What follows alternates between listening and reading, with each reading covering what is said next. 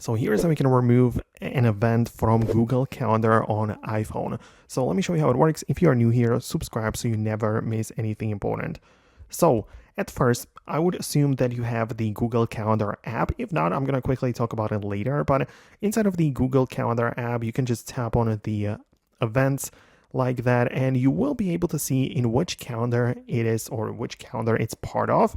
And if you want to make that disappear, you can go to the left panel and uncheck that calendar. So for example, it might be a holiday or birthday or personal calendar, and you can uncheck it and it will disappear from the view if that is what you are going after, right? So that is something or a way to make it disappear without deleting it.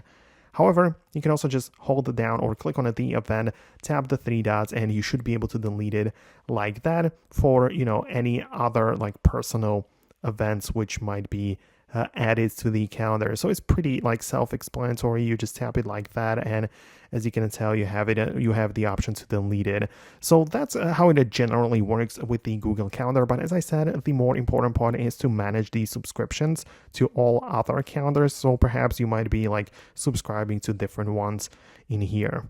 Right, so that's something that you can change and tweak.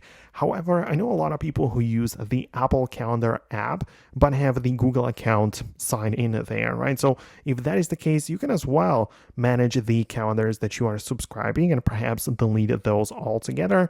Or if it's your main one, you can just, of course, click on the event and click on the delete at the bottom. And that is how you can do it through the Apple Calendar app. So that's how it works. Let me know in the comments below if you found it and made it work. Hit the thumbs up and subscribe so you do not miss tutorials and upcoming videos like this, and I'll talk to you soon. So thanks a lot, and I'll see you later.